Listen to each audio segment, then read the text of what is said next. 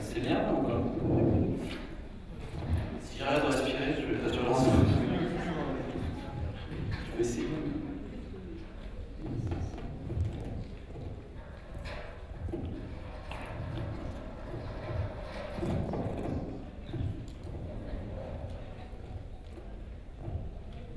C'était nul. Voilà. Très bien.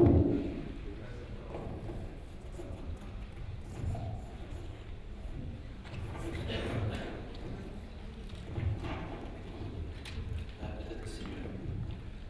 On n'entend plus respirer. On entend parler. Good. Bon, on va commencer peut-être. On y va? On y va. Il y a des gens qui me disent oui. Allez. Donc déjà, merci d'être présent. Pourquoi je suis là? Je vais vous expliquer un tout petit peu, c'est presque un hasard. Il y a un an, on m'a demandé, un collègue à moi m'a demandé de participer à une table ronde au précédent Scrum Day. Et j'ai dit oui, pour faire plaisir, et je n'ai pas trop bien aperçu qu'est-ce qu'étaient les Scrum Day à l'époque. Et donc j'y suis allé, j'ai trouvé ça hyper riche. Et je ne sais pas s'il y avait du monde dans l'an dernier. Est-ce qu'il y a des gens qui ont participé, levez la main, qui ont participé à l'an dernier au Scrum Day? Il y a quand même pas mal. Et moi j'avais été très très impressionné par la keynote de Robert Richman, qui était donc le culture architect de Zappos. Et à l'époque je me suis dit, ça c'est un titre exceptionnel, culture architect, j'aimerais bien l'avoir un jour. Et après je me suis dit, ça serait hyper sympa si je pouvais venir raconter ce qu'on fait depuis 2 ans chez France Télévisions. Et donc voilà. Alors, déjà je vais commencer par vous expliquer rapidement qui je suis. Donc je suis Alain Buzacaro, je me définis comme un IT manager et j'ai rajouté agile au milieu, justement, c'était adapté. Et puis donc j'ai un passé de développeur, d'architecte, puis de consultant. J'ai beaucoup travaillé sur les pratiques de management aussi et de leadership. Certaines de mes valeurs sont la culture du partage, du challenge et de l'excellence. C'est un petit peu pompeux, mais c'est ce que j'essaye de faire. En tout cas, c'est ce que j'essaye de faire depuis 2 ans chez France Télévisions. Je vais vous expliquer un petit peu comment s'y est pris. Et donc aujourd'hui, je suis chez France Télévisions, édition numérique. Je vais vous en dire un tout petit mot tout à l'heure pour vous expliquer ce qu'on fait chez France Télévisions, notamment sur le numérique. Surtout, je me considère comme un professionnel, mais pas franchement un super-héros. Ce qui m'intéresse, c'est le changement. Et pour faire du changement, il faut quand même être courageux. Voilà, donc je me permets de présenter cette belle photo. Ça, c'est ce qui m'anime au quotidien. C'est-à-dire que le changement, la culture agile, tout ça, ça veut dire qu'à un moment donné, il faut oser, il faut y aller. Et on va en parler. Malgré tout, je ne suis pas un dogmatique. Alors, je reprends une citation de quelqu'un qui m'avait pas mal impressionné quand il avait dit ça. Il avait dit si vous me croyez, ça me fait plaisir, sinon, c'est vous qui avez raison. C'est le patron du château Beaumaruzet, et c'est un petit peu ça que j'ai envie de vous dire. Aujourd'hui, peut-être que certains d'entre vous ne vont pas apprendre grand-chose. Je ne suis pas un prof, je ne suis pas un coach agile. Je me définis comme un manager agile, c'est-à-dire la personne qui, depuis 2 ans, essaie de mener une transformation de culture, une transformation de comment faire. Il y a des personnes qui sont bien plus à même de vous expliquer comment le faire. Moi, je vais vous expliquer ce qu'on a mis en place. Tiens, un petit quiz. Ça, c'est les personnes qui m'ont vraiment influencé. Donc, vous pouvez voir finalement là-dessus, sur la ligne de haut, des gens qui m'ont influencé sur l'IT et les méthodes. Et puis, des gens qui m'ont influencé sur un autre domaine qui est le management et le leadership. Allez-y, qui reconnaît? Esther Derby, oui. Elle est. Je dois voir ce truc-là. Elle est là. Voilà. À côté, c'est facile, c'est sa copine. Joanna Rothman? Non, ça parle de. Joanna Rothman? Non, personne là? Niki Loda. Presque. Tu parles de en haut? C'est ça? Ici, là? Ah, là? Non. Stephen Covey, sur du leadership. Tout en haut, on a. Personne n'a reconnu le premier? Non? Waltzing with Bears. Ça vous parle pas ce bouquin? assez magique sur comment prioriser, comment planifier des projets. Tom DeMarco qui a écrit aussi Peopleware. À côté, quand même, si Quality Software Management. Des gens qui font attends, est-ce qu'on est dans la bonne salle? Il y a des gens qui font du software, si levez la main ceux qui font du software. Bon, lisez, relisez, Gerard Weinberg, donc, qui a écrit des bouquins assez passionnants sur comment faire du soft de qualité. Ici, sur du management, il y a des managers dans cette salle. Comment? Non. Peter Drucker. Peter Drucker, le pape du management aux États-Unis. Ici, au fond, on retrouve Cotter et ça, c'est Michael Porter. Donc, des gens qui m'ont pas mal influencé sur le leadership. Donc, qu'est-ce que France Télévisions? Qu'est-ce qu'on fait chez France Télévisions? Mathieu? Est-ce que tu peux lancer le film? Non, pas celui-là. Là, normalement. Ici, là, remonte. Là, ça remonte, là, ici, mettons ici. Ah ouais, pardon, excuse-moi. Un petit film, mais on va pas le faire en entier. Juste un peu parce qu'on fait de la télévision, on peut aussi faire des vidéos aussi.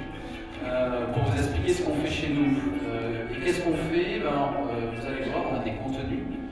Les valeurs de France Télévisions, c'est d'informer et de partager et de faire du divertissement et de la formation aussi. Donc ça, c'est ce qu'on fait. Notre métier, chez moi, la direction technique, c'est de faire des systèmes, c'est de faire finalement, de continuer les usages que vous avez sur votre téléviseur. Un tout petit peu pompeusement, on se dit qu'on est en train de réinventer la télévision et de réinventer la manière dont on interagit avec la télévision. Donc là, vous voyez tout un tas de sites, mais regardez les chiffres, parce que je pense qu'on est assez fiers de ces chiffres, on peut l'être. On est devenu le média numéro 1 audiovisuel en France et sur Internet. On fait beaucoup d'applications à la fois sur l'ensemble des terminaux et sur les téléconnectés.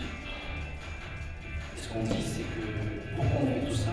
C'est pas pour faire des applications mobiles, c'est pas pour faire des applications sur téléconnectées, c'est simplement parce que c'est pas la télé qui est connectée, mais c'est vous.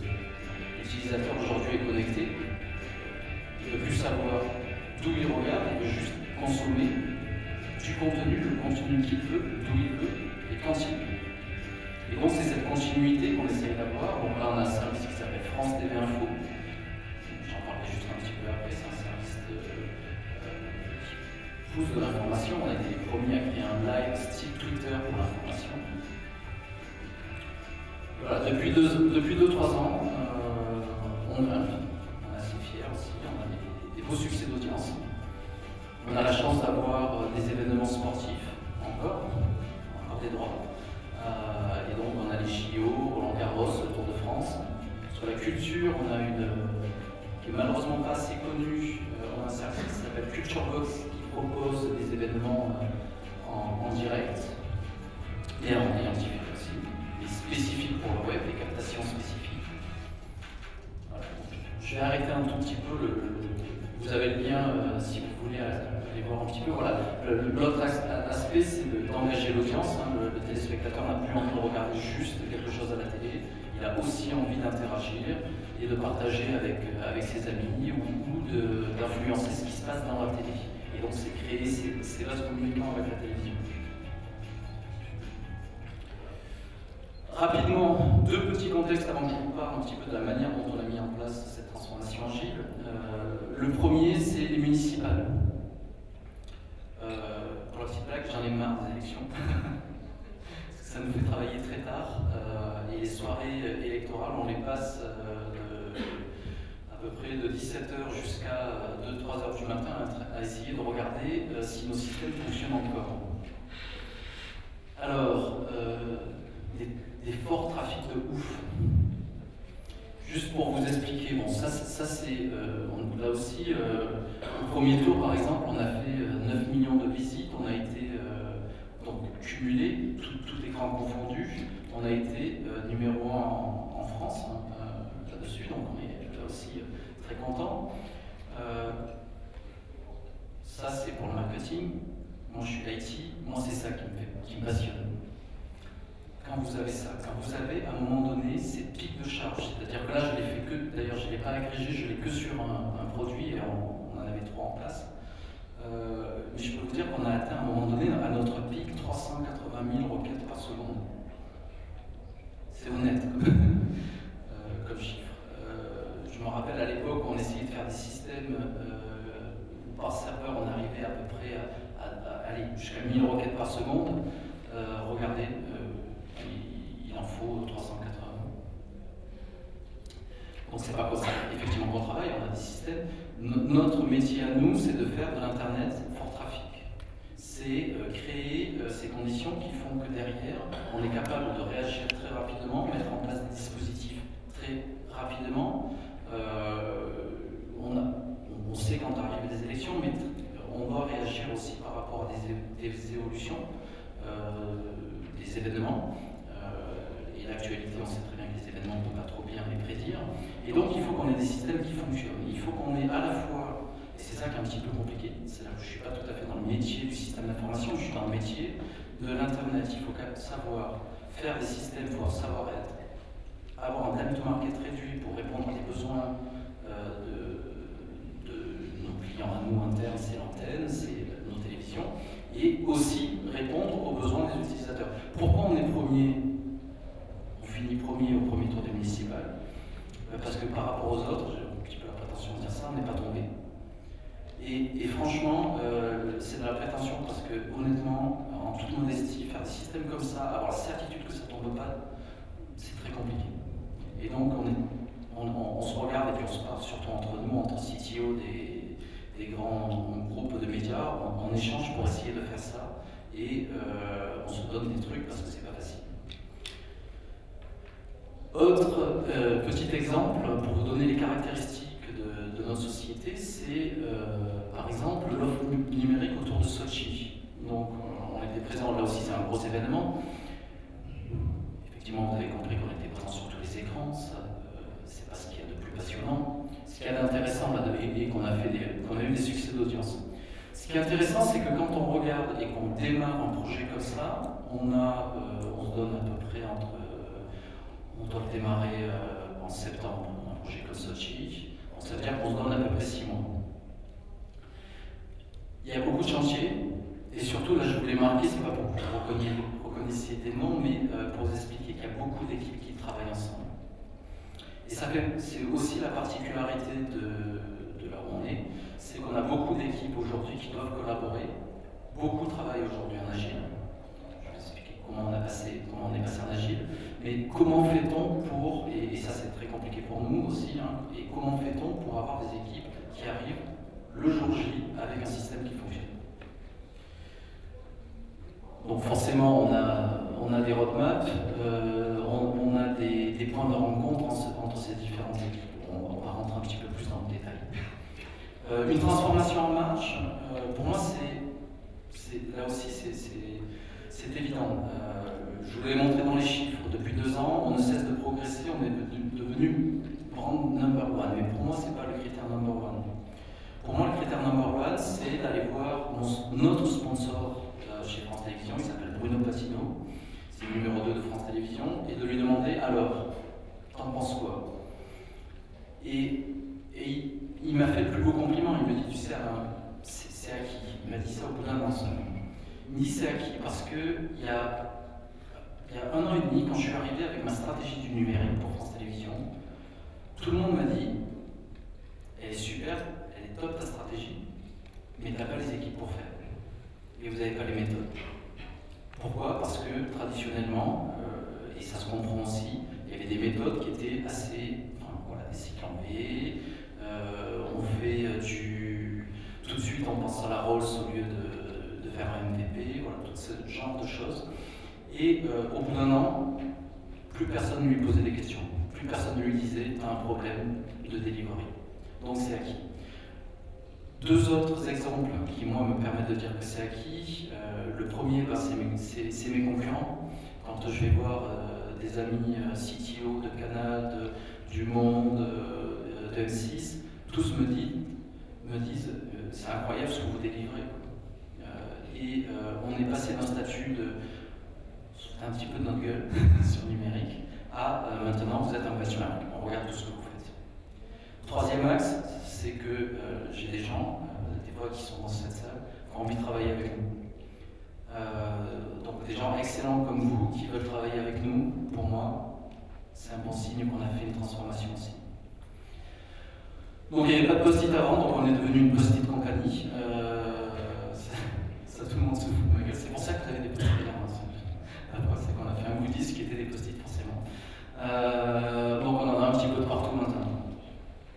Alors, comment, je reviens rapidement, ce que je vais vous présenter maintenant, sur le reste de ma présentation, c'est ce que j'ai appelé des cartes. Alors c'est un petit jeu de mots. Les cartes, c'est plutôt des stratégies. La presse d'Alistair précédemment était excellente parce qu'il a présenté notamment Safe. Je ne sais pas si donc, du coup certains d'entre vous connaissent. Il y en a qui connaissent Safe ou pas avant aujourd'hui? Un tout petit peu. Alors je pourrais avoir l'audace de vous dire qu'en fait on a appliqué une méthode comme Safe, top-down, et que ça a marché et qu'on a tout passé comme ça, on est passé à l'agile. Toute la société, tout France Télévisions est passé à l'agile comme ça, mais ça serait vous mentir. Parce que c'est pas du tout comme ça qu'on a fait. Moi je vais vous expliquer comment on a fait. Au final ça vous donne un bon exemple. À vrai dire j'avais quand même une idée, une vision de comment on allait y aller, mais c'est qu'en mettant la presse ensemble que finalement ça donne une vraie stratégie. Donc là vous avez la chance de la voir. En vrai, j'ai fait aussi de l'agile sur la stratégie, hein. Il y a des choses qui sont venues petit à petit. Donc la première manière d'introduire l'agile, moi ça a été évident depuis le début, ça a été l'entrisme. Ça veut dire quoi? Ça veut dire se trouver, pour ceux qui jouent au poker c'est pas mal quand même comme main pour partir, pour commencer à miser. Un as en roi ça veut dire une belle main pour y aller. Ça veut dire quoi? Ça veut dire que je suis un convaincu de l'agile depuis un certain temps. Et quand j'arrive chez France Télévisions, il faut que je trouve le bon terreau. Je ne dis pas, allez, on déploie Safe, on déploie une méthode et on y va de partout dans tous les projets. Non. Première des choses, c'est que je regarde, est-ce que j'ai un contexte quand même un petit peu bien compliqué, hein, j'aime bien aussi pour démontrer que ça marche. Pas juste un petit projet dans un coin. Donc, je suis arrivé chez France Télévisions il y a 2 ans et 2 mois, donc en février, et je rencontre le directeur, le sponsor de tous les projets web sur le sport. Et il me dit Alain, voilà, on a 4 projets à faire devant nous, donc il faut que tu mettes en place 4 teams. Donc une pour le tournoi destination qui était plutôt sur sa fin, Roland Garros, voilà, pour ce Tour de France et les JO, et qui arrivait, qui se cascadait un petit peu comme ça. Et je me suis aperçu que le terrain était hyper favorable, déjà parce que un truc hyper intéressant, c'est qu'on n'avait même pas besoin de négocier les dates. Vous savez, quand on fait des projets, on essaie de négocier quelque chose, là c'est bien. Les dates, on ne pouvait pas le négocier. Et puis, parce que j'avais aussi en face de moi quelqu'un à qui, lorsque j'ai discuté de l'agile, je lui ai dit, écoute, voilà, moi je te propose non pas qu'on fasse 4 teams en parallèle, mais on va faire une team, un backlog, et on part en agile là-dessus.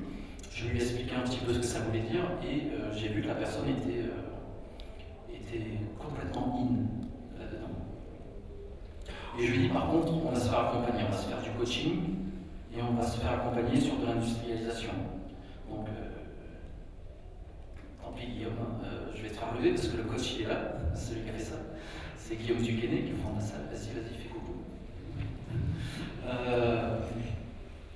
Et on est parti comme ça, et ça n'a pas été simple, ça n'a pas été non plus hyper compliqué. Parce que le terreau était fertile, parce que l'équipe était là, parce que le sponsor était complètement in. Et j'ai mis un petit peu de temps avant de dire ça y est, on déploie l'agile. J'ai pas fait ça en fait. J'ai attendu que les autres directeurs viennent me voir. Mais ton truc là, ça va marcher. Regarde, pourquoi on ne fait pas chez moi? Sur Plus, pourquoi on ne fait pas de l'agile? Et c'est comme ça qu'on est parti petit à petit. Donc,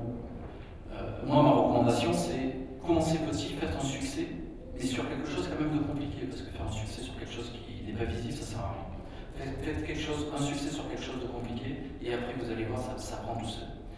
Un petit fail, parce que j'ai essayé de mettre un fail par slide. En vrai, j'aurais pu en mettre beaucoup plus, mais après, ça commence à être une fail conférence. C'est de ne pas croire que lorsque le process est en place, il va le rester. C'est-à-dire que vous pouvez avoir une équipe qui a mis en place l'agile, et vous pensez que ça y est, c'est bon. C'est ancré, ils vont encore. Et pourtant, non, c'est à un moment donné, on est dans la monotonie des sprints, et puis les urgences, et hop, on commence à perdre un rituel, et on commence à en perdre deux, et on commence à en perdre trois, et à bout d'un moment, on n'est plus en agile, on est à l'arrache. La bien connue. Deuxième carte, l'équipe produit. Donc, comment passer finalement du projet au produit? Ici, moi j'ai eu un petit peu de chance aussi, alors j'en ai pas trop parlé, mais j'ai de la chance, c'est que j'ai un boss aussi qui m'a pas posé de problème pour passer à l'agile. Non seulement il m'a pas posé de problème pour passer à l'agile, parce qu'il était aussi il a compris les valeurs de l'agile, mais il comprenait d'abord les valeurs du produit. Et donc, assez rapidement, on a changé notre organisation de tout le numérique, autour d'une vision produit. Et on a construit des équipes autour de la vision produit. Et donc forcément, en plus, en arrivant avec des méthodes agiles qui renforcent cette vision autour du produit, ça facilite. Et moi, ma vision de l'agile est finalement qu'un moyen de délivrer, de faire des choses différemment, et mieux. Mais une des grandes valeurs que je pousse et que j'essaye de renforcer tout le temps, c'est de supprimer les frontières et de diminuer cet espace de prise de décision. Je suis globalement d'accord avec Alistair quand il dit qu'il faut que l'équipe décide. On va y revenir un tout petit peu.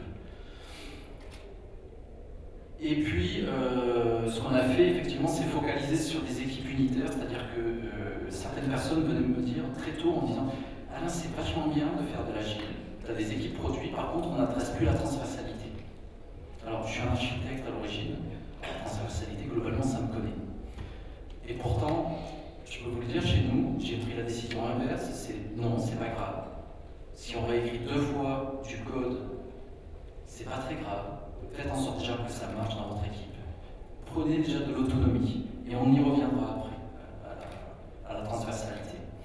Et en réalité, c'est vrai que pour nous, c'est pas tant un problème que ça. Sauf quand on a à un moment donné des systèmes qui sont complètement transverses. Alors là, on a une équipe produit, on a même des components de team spécifiques, par exemple, tout ce qui apporte à la vidéo sur l'ensemble de nos offres, forcément, on ne va pas le refaire dans chaque offre. Donc là, on a bien, et bon, là, on commence à apprécier la difficulté. On a une équipe qui doit avoir plusieurs clients, mais il ne faut pas en avoir de trop. Ne créez pas trop de contraintes sur la transversalité très tôt dans votre transformation. Les fails, alors roadmap, transversalité, je viens d'en parler. La roadmap, c'est pas simple d'avoir des gens qui passent d'une vision plan projet à une vision roadmap produit. Il faut les accompagner. Un grand classique. Les rôles, ça c'est super marrant. Vous êtes dans un projet en agile et puis vous dites finalement qui est le product owner et qui est le sponsor. Et si vous faites un atelier où vous dites c'est celui qui dit qui est, c'est pas le mieux. Parce que nous on s'y est pris un petit peu les pieds dans le tapis. J'insiste énormément sur quel est le rôle d'un product owner et quel est le rôle d'un sponsor. Un sponsor, c'est quand même celui qui a le glaive et qui peut décider à un moment donné de oui-non. Et le PO, c'est quand même celui qui va définir le produit. Et alors, très souvent chez nous, les gens s'approprient le rôle tout au-dessus, assez classique, parce qu'on se dit, tiens, j'ai un peu plus de pouvoir. Non, être product owner, c'est absolument génial. Définir la vision du produit, c'est exceptionnel. Effectivement, à un moment donné, il faut s'appuyer sur un sponsor qui a les informations du top management pour pouvoir définir la stratégie. Et ça, on s'est un petit peu trompé. Alors, 60-30-10, est-ce que ça parle à quelqu'un? Guillaume, je sais que ça te parle, mais personne? Est-ce qu'il y en a qui ont remarqué ça récemment? Alors, moi, je l'ai pas. C'est comment bien démarrer. Et ça, c'est Esther Derby. Esther Derby en a parlé souvent, et en fait, il y a eu des études aussi assez poussées qui démontrent que 60% de la réussite d'un projet, l'influence sur la réussite du projet se passe avant les 30%. Les 30%, c'est globalement le moment où ça démarre, c'est le kick-off. Et les 10%, c'est la suite du projet. Autrement dit, un projet qui est mal parti, c'est mal barré. Et on le sait, c'est un projet qui partit en retard n'arrivera jamais en avance, et un projet qui est mal parti, pour le remettre dans les rails, c'est hyper compliqué. Donc, investissez énormément dans les 60 et 30%, c'est-à-dire très tôt dans le projet. Alors, ça paraît presque une évidence de le dire, c'est un peu plus compliqué à faire. Qu'est-ce qu'il faut faire? Il faut cadrer très en amont, mais ne repartons pas dans des cycles en V. Ne repartons pas dans une phase de spec ou de cahier des charges qui dure. Donc, timeboxer. Je ne sais pas, dites-vous, on a 15 jours pour cadrer le projet. Nous, on a 1 mois pour cadrer le projet. Et je vais vous montrer juste après un exemple de cadrage. Je passerai assez vite, mais c'est juste pour vous montrer ce qu'on peut faire en 1 mois de temps. Et puis, passer du temps lors du kick-off. Alors, je suis en train de faire une nouvelle expérience, on est en train de faire une nouvelle expérience sur un projet qui démarre. En fait, ce que je viens de m'apercevoir, c'est qu'on faisait des kick-offs et on allait trop vite. On faisait des kick-offs de 2 heures, par exemple, où les managers venaient expliquer. Et alors là, ça tombe hyper bien parce que Alistair me fait dérouler le tapis roulant juste avant, en parlant des people et de la manière dont ils doivent apprendre à collaborer. Je suis de plus en plus convaincu qu'il faut passer un temps monstrueux en amont, dès que l'équipe arrive. Et là, je parle, une fois qu'on a fait le cadrage, dès que l'équipe arrive, pour échanger, pour apprendre à se connaître. Qu'est-ce qu'on vient de faire dernièrement, qui a une valeur monstrueuse? C'est qu'on a mis l'équipe qui démarre une grosse plateforme, une équipe qui va travailler pendant au moins 1 an ensemble. Et la première heure qu'on a passée ensemble, c'est de dire moi je suis Alain Fusacaro, voilà d'où je viens, voilà ce que j'aime, ce qui m'intéresse, j'aime faire de la photographie, j'aime ça, j'aime ça, j'aime ça. Et on a passé du temps pour que chaque équipier, chaque personne, le sponsor, raconte ce qui les intéresse. Le sponsor, elle est sortie, elle avait la balle jusque-là. Elle m'a dit Alain, c'est incroyable. En 1 heure, je les connais. On n'aurait pas fait ça, je serais passé dans le couloir pendant 1 an, je ne suis pas sûr de connaître les prénoms de tout le monde. Et ça, c'est le minimum. C'est presque de la courtoisie, mais on le fait rarement. Deuxième des choses qu'on a fait, c'est qu'on a pris du temps pour leur expliquer où c'est qu'ils arrivaient, dans quel environnement ils étaient. Pourquoi? Parce que je ne sais pas pourquoi, mais on ne le faisait pas précédemment. On n'expliquait pas l'organisation, on n'expliquait pas d'où pouvaient venir les prises de décision. Il y a plein de choses qu'on ne faisait pas. Et après, on a continué sur expliquer qu'est-ce qu'on a dans le cadrage. On a passé du temps à cadrer. Et on croit que la personne qui vient d'arriver pour faire du dev, là, c'est un développeur, on a besoin de lui expliquer. Tout au contraire. Prenez du temps. S'il y a des assets qui existent, faites les démos. Là aussi, regardez, faites le test autour de vous. Il y a de très très fortes chances que vous intégriez des développeurs qui n'auront jamais vu, au bout pendant au moins les 4-5 premiers scripts, le produit qu'il est en train de développer. On ne leur a même pas expliqué. Il y a même pire. Il y a même des sponsors ou des gens qui participent à des comités de pilotage qui prennent des décisions qui n'ont jamais vu le produit. Je vous jure que c'est vrai. Prenez le temps, montrez-leur. Moi, je me l'applique à moi aussi.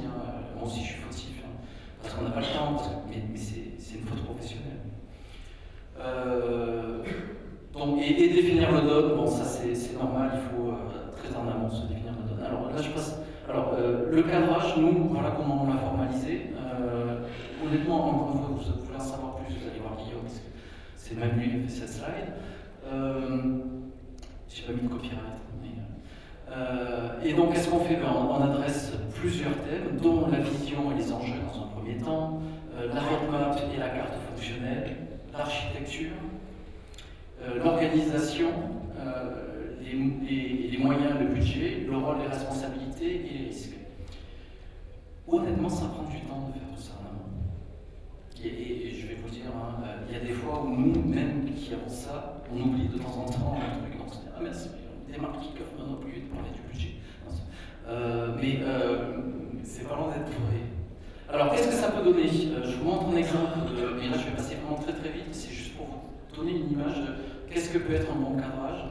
Donc, France TV Info, ben, c'est notre service d'information, et il y a, ça tombe bien parce que je peux le dire maintenant, il y a 2-3 semaines, on l'a sorti, c'est un peu une première mondiale. Pour tous ceux qui ont une télé connectée, vous pouvez avoir accès à France TV Info. C'est un journal permanent qui vous permet de zapper de sujet en sujet et qui est édité par la rédaction. Donc voilà ça c'est les slides du kick-off, les slides du cadrage. Donc les ambitions, le périmètre du projet, l'organisation, le plan, les points de vigilance, les next steps. Donc c'est quoi la vision? La première chaîne d'information à la demande. Un service porté par un look and feel tendance et accrocheur, distribué largement sur différentes plateformes et porté par une communication d'envergure pour conserver le leadership de l'info dans le numérique. La seule chose, c'est qu'il manque de la ponctuation, ça j'arrête pas de dire. Mais ça, c'est. Faites le test, il faut que chaque personne qui développe quasiment sache mot pour mot quelle est la vision du produit. Et ça aide énormément. Voilà, donc ensuite, on a le périmètre, on a défini le périmètre. On a défini, on montre un petit peu ce à quoi ça va ressembler, parce qu'on a un petit peu. Au final, ça ne ressemble pas. Ça, c'était les slides un petit peu avant. Évidemment, le design a un petit peu évolué, on s'est aperçu de choses. On s'est dit où c'est qu'on allait le déployer. Donc, sur du HBBTV, c'est un protocole au-dessus de la TNT, sur des FAI, sur des constructeurs. On s'est dit, tiens, l'architecture, elle doit ressembler un petit peu à ça. Et on a défini l'organisation des équipes projets. Donc l'équipe projet, les responsables, les contributeurs, bon là c'était plutôt un petit projet, hein. C'est quoi? C'est 8 semaines, 8-10 semaines, je pense, hein, c'est à peu près ça qu'il y a sur la réalisation. Qu'est-ce qu'on a? Les activités, donc qui fait quoi là-dedans, très en amont, comme ça devient de plus en plus clair pour chaque personne, qui fait quoi. Ça c'est hyper intéressant.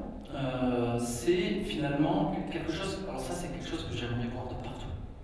C'est la vision du produit à T0 jusqu'à la fin, jusqu'à la livraison. C'est-à-dire, si vous pouvez faire ça, c'est génial. Ça représente en fait quasiment l'IHL, ça c'est la télévision. Quand j'appuie sur la flèche du bas, il y a ça qui remonte. Quand j'appuie sur la flèche du haut, il y a ça qui descend.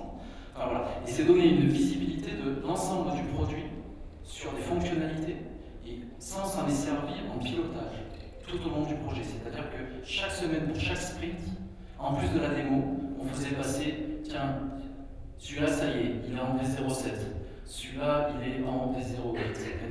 Si vous avez du visuel sur votre produit, sur l'avancée de votre produit, c'est absolument génial. L'organisation, les instances, les objectifs de chaque instance. Donc, vous voyez, stand-up, revue de sprint, le comité de pilotage. Quand même, une vision, c'est pas parce qu'on fait de l'agile qu'on ne peut pas avoir un plan et en tout cas une vision délivrable, notamment parce qu'il y a pas mal d'équipes qui devaient se rencontrer. Et puis les risques. Ça, j'ai toujours pas compris comment ça c'est Guillaume qui nous fait pas, évidemment. Identifier les risques très en amont du projet, c'est hyper important. Il faut savoir en parler.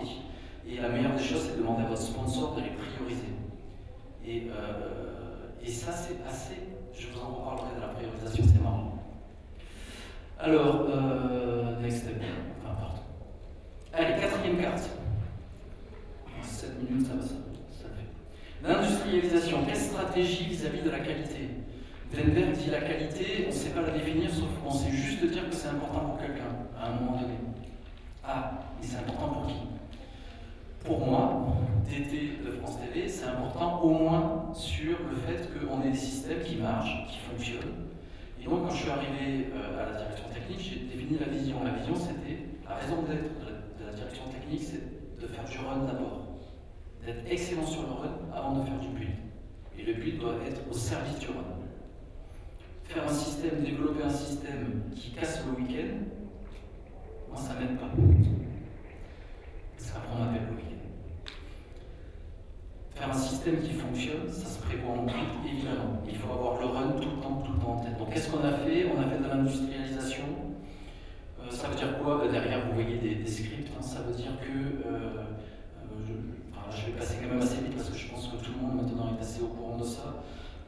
faut automatiser sur l'ensemble de la chaîne, évidemment de la ligne de code jusqu'à la ligne de configuration d'infrastructure.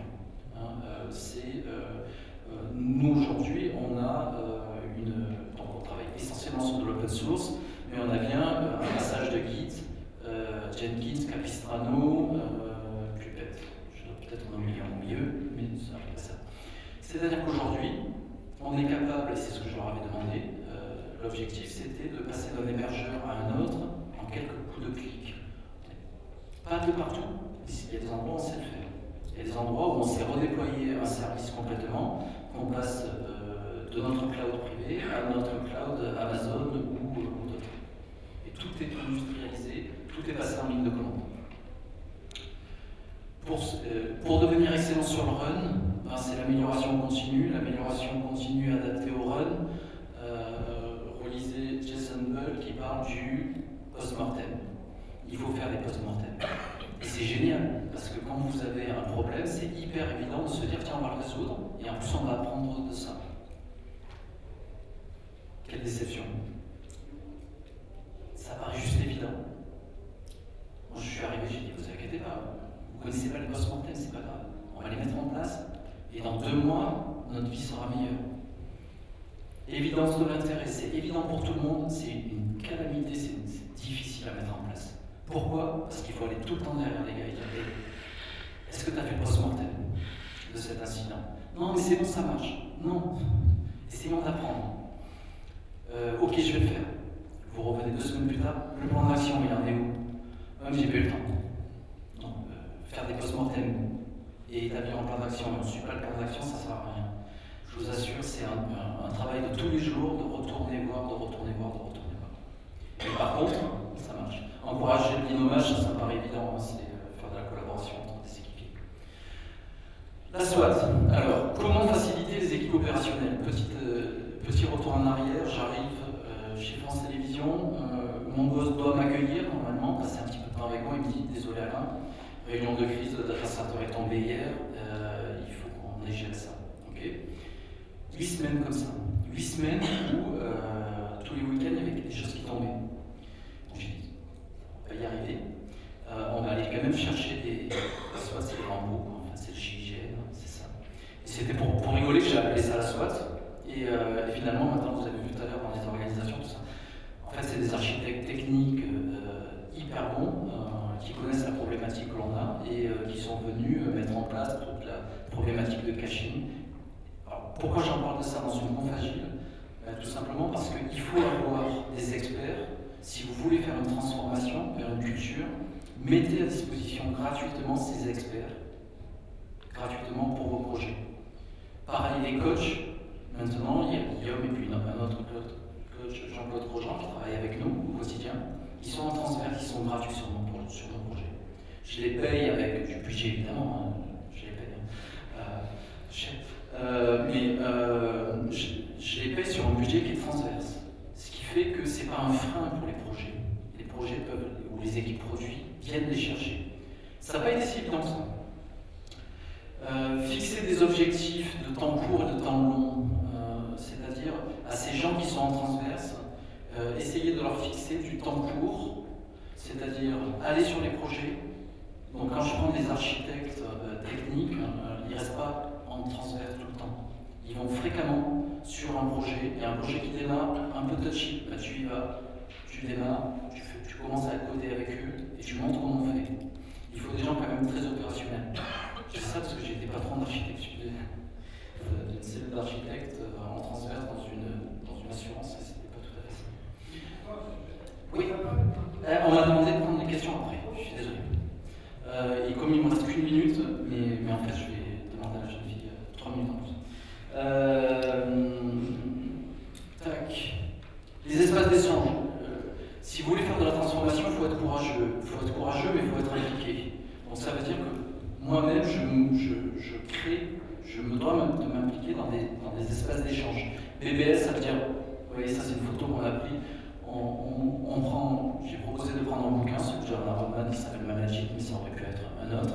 Et puis on se réunit tous les mardis entre midi et 2. Je sais que c'est l'heure, mais tous les mardis entre midi et 2, et on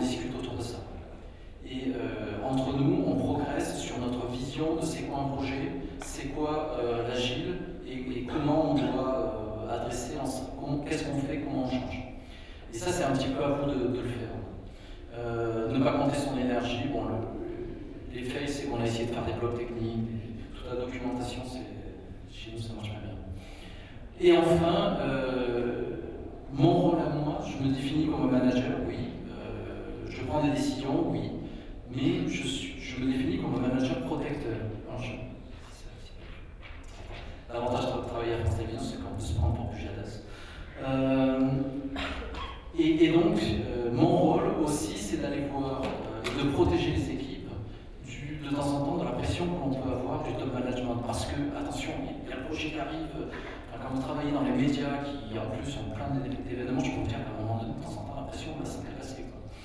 Parce que la date, on ne peut pas la changer, parce que les JO, ça arrive. Et voilà. C'est à moi, à un moment donné, de faire écran, de faire en sorte que les gens qui ont besoin d'écrire du code écrivent du code, que ceux qui doivent définir l'infrastructure continuent à faire ça, et c'est moi qui fais écran pour protéger ces gens-là, parce qu'ils ne peuvent pas tous recevoir de la pression.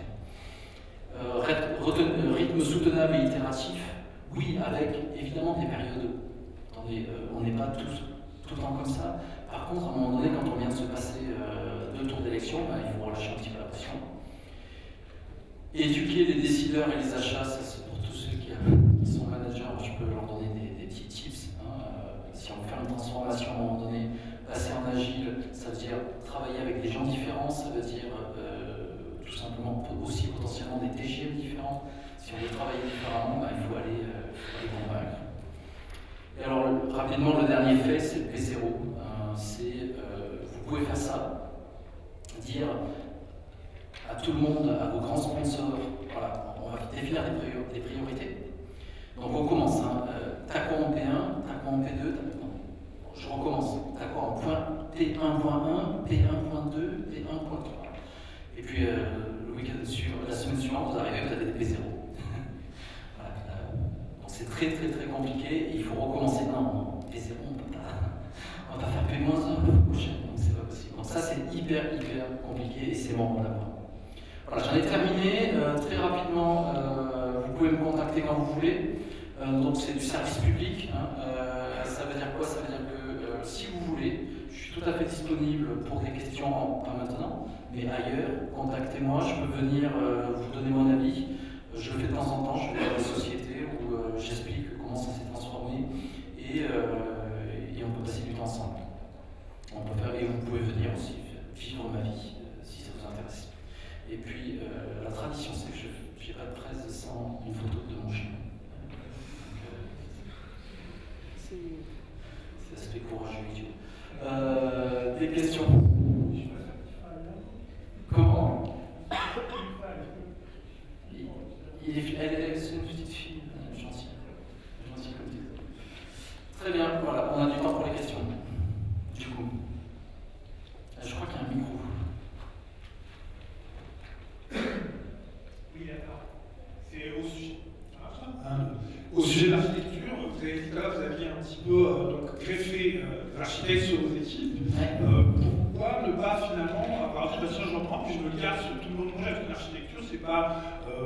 Enfin, on a un peu tendance à voir ça beaucoup dans les projets. D'ailleurs, je deviens un génie, ça ne va pas évidemment commencer à coder, mais ça ne va pas se manger toute la merde qui sera installée. Et puis derrière, il y a les pauvres développeurs qui. Par ailleurs, il faut un niveau d'expertise. Maintenant, le niveau de décision, c'est pas forcément l'architecte. C'est-à-dire que les mecs qui vont devoir se fader cette architecture, ils ont leur mot à dire, parce que sinon, ils n'y arriveront pas. C'est pas la peine de leur filer un truc qu'ils n'arrivent pas à faire. La question, c'est, quand vous avez évité cet écueil, est-ce que vous avez pu quand même maintenir d'abord une architecture qui évolue, parce qu'elle évolue au fur et à mesure que les problèmes se pointent, et puis d'éviter d'avoir l'espèce de mec dans sa tour qui dit c'est ça qu'il faut faire, voilà la loi. Les développeurs qui vont faire autre chose. Alors, effectivement, ça je l'ai connu, je l'ai dit. J'ai vécu dans un de mes jobs précédents, j'étais patron d'une tour d'ivoire. Et donc, j'ai bien senti les difficultés, j'ai bien vu ce que ça pouvait amener. C'est justement pour les raisons pour lesquelles j'ai pas voulu faire ça. Quand je parle d'architectes ici, c'est des expertises, c'est des gens qui sont hyper experts dans un domaine. Je pourrais les mettre, en trouver de partout, pour les mettre de partout dans tous les projets. Le problème, c'est que ça ne court pas les rues et que c'est pas facile à faire venir. Et que, en plus, c'est souvent des gens qui ont besoin d'avoir plein plein de challenges. Donc aujourd'hui, c'est souvent chez nous des gens qui ont une compétence rare, qui est acceptée en plus par les équipes de plus en plus, et c'est des gens à qui je demande de suivre et d'être hyper impliqués. Donc je ne crois pas qu'on ait eu un seul contexte, et c'est vrai qu'on ne fait pas non plus beaucoup de systèmes d'information, encore une fois. On a un contexte un peu particulier, mais je n'ai pas eu un seul projet où on nous a dit « Non mais attends, il nous a dit de faire ça, mais en fait c'est infaisable. » Parce que la personne n'était pas impliquée ou quoi que ce soit. Donc ça, je ne l'ai pas aujourd'hui. J'ai la chance d'avoir ce contexte particulier aussi. Et en général, c'est des personnes externes oui. Oui et non, c'est-à-dire que non, c'est pas vrai. Depuis, on a internalisé, au début oui, et depuis, on a internalisé 3 de ces experts-là, que j'appelle des architectes. Il y en a un sur le mobile, sur les compétences qui sont importantes pour nous. Donc un sur le mobile, un sur la vidéo, donc un expert vidéo, et un expert sur l'infrastructure. Les 3 sont hyper impliqués. Les 3 ont des projets sur lesquels ils mettent les mains dedans, mais ils ont aussi, et c'est un petit peu la difficulté du job, mais bon, c'est des gens un peu comme ça, c'est ça qui rend la chose intéressante, c'est qu'ils doivent en même temps adresser le transfert, c'est-à-dire faire en sorte de définir les bonnes pratiques, ou surtout d'animer une communauté. Ce que je leur demande, c'est beaucoup d'animer la communauté des développeurs. Et par exemple, que fait on en a un qui est, par exemple, sur le mobile, il définit des standards, il met les mains dedans, et en plus, de temps en temps, qu'est-ce qu'il fait? Il prend tous les développeurs mobiles, ils vont déjeuner ensemble, et tous les 15 jours, ils réfléchissent à tiens, moi j'ai ce problème, c'est quasiment des cliniques internes, j'ai ce problème-là, comment je peux le résoudre? Est-ce qu'il y en a qui peut venir me donner un coup de main? Donc je ne crois pas avoir de personnes qui soient véritablement dans une tournée pour l'argent. Oui, il y a des questions.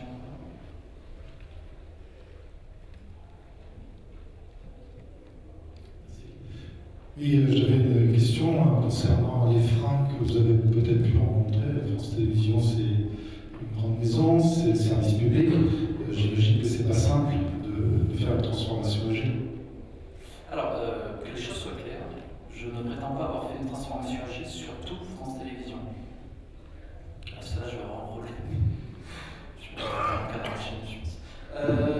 Non, on a une particularité, c'est qu'aujourd'hui, on est sur.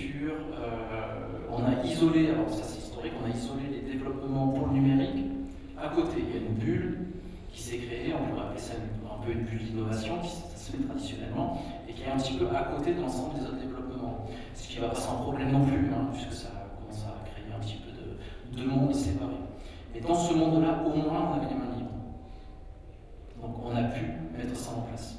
Et finalement, c'est pas si mal, parce que mes collègues de l'autre monde, de temps en temps, se disent tiens, en fait, je ne crois pas que ça pourrait s'appliquer à ce qu'on fait nous, mais pour être tout à fait honnête, ils ont aussi d'autres contraintes, d'autres projets. C'est pas exactement les mêmes cadencements.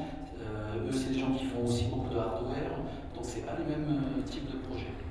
Mais on n'a pas déployé complètement l'agile de partout, on a déployé l'agile au numérique. Et les freins, sur les freins, oui, il y en a eu. Oui, on en a eu, évidemment. Je peux vous faire des verbatims, mais un agile, comment tu mets la pression sur les développeurs? Si on fait de l'agile, il n'y a pas de planning, on ne pourra jamais y arriver. Mais elle est où la doc? On ne comprend pas, c'est quoi tes post-it? Voilà, oui, on a eu tout ça. Mais ça, c'est des choses qu'on est un petit groupe avec Guillaume, avec Jean-Claude, on est un petit groupe à être aligné sur. On sait très bien, il faut tenir bon, il faut expliquer, il faut être dans le pédagogique et surtout il faut avoir des résultats.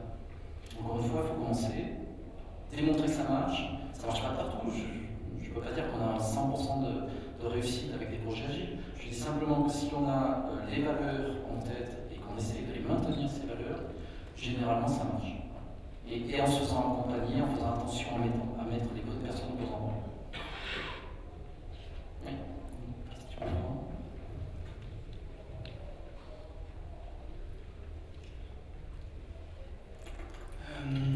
Dans les moments durs, oui, c'est moi, pardon. Dans les moments durs, quel est le moment où vous vous êtes dit, il y a un lieu qui vous a dit, ah, super, on avance quel était ce moment-là? C'est pas un moment dur, c'est ça. Ouais, mais en fait, dans les moments durs, au tout début, quand vous avez mis les mains dans le cambouis, on va dire, que vous étiez peut-être au plus bas, est-ce qu'il y a eu un moment où vous avez dit, ah, il y a un déclic, ça commence à avancer?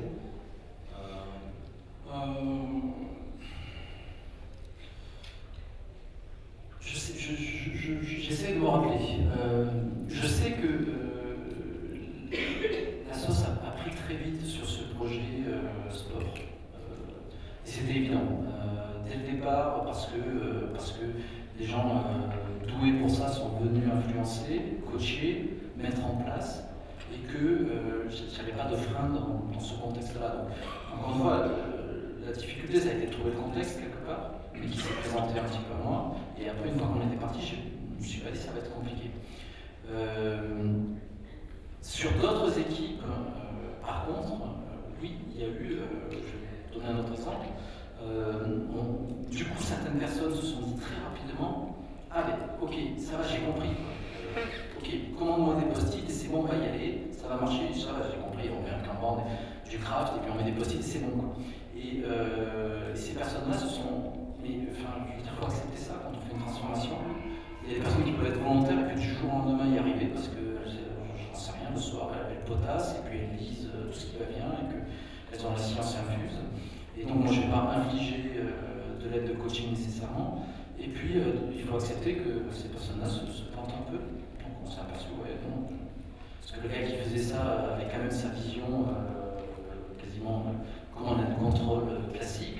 Et ça marche, ça va marcher. Donc il y a des projets où ça va marcher, on a dit ok d'accord, on va rebooter l'équipe, on reprend le truc à zéro, on redéfinit qu'est-ce qui est important du coaching. Ça répond un peu. Ouais. Il y avait une question. Faut me dire. Une question lors de la transformation agile. Est-ce que ce qui a écrit dans le contrat de travail des gens, en tout cas les postes peut-être de middle manager, est-ce que c'était un problème? Est-ce qu'il a fallu les réécrire, les changer? Non, c'est pas un problème. Ça n'a pas été un problème. Moi, dans le slide que vous avez présenté, il y a une quarantaine, une cinquantaine de personnes. J'imagine que c'est pas tout flat. Certains sont les managers d'autres. Du jour au lendemain, on leur dit t'es dans l'équipe. J'ai pas eu beaucoup enfin, il y a eu véritablement qu'un poste qui a posé problème, c'est le chef de projet technique. Qui dit, mais alors, je fais quoi moi maintenant? Parce qu'il y a un Scrum Master, il y a un PO, puis je fais quoi moi? Et donc, c'est des gens qu'il a fallu aider, accompagner énormément, leur expliquer quels étaient leurs rôles, lever les contraintes de l'équipe, plutôt que de décider pour l'équipe, faire en sorte que l'équipe puisse travailler au mieux. Soucie-toi de ça, enlève toutes les contraintes, enlève à chaque fois qu'il y a un problème, vas-y, aide. Voilà.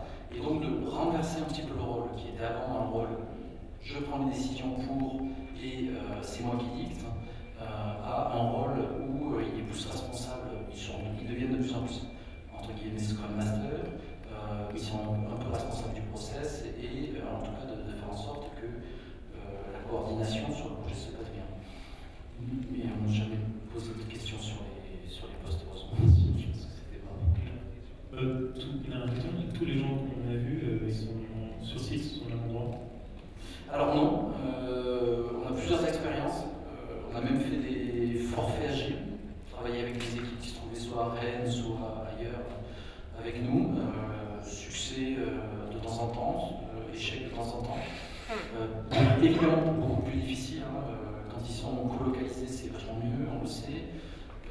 Maintenant, des fois, c'est pas hyper simple. Globalement, c'est marrant parce que aujourd'hui, la plupart des directeurs, quand on démarre un nouveau projet, me disent bon, alors comment on va faire pour la place? Je dis bon, bah écoute, c'est pas très grave, on le met là. Non, attends, il faut se relocaliser, ça, on voit bien que c'est avec ça qui marche. Donc, ça, évidemment, number one, il faut que les gens soient colocalisés.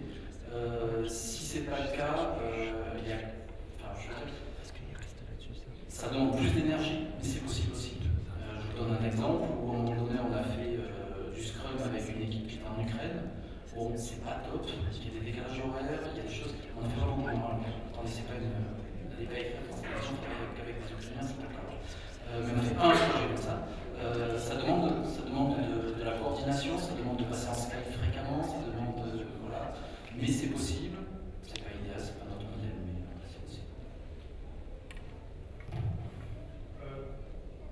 Ok, juste une dernière, Ali.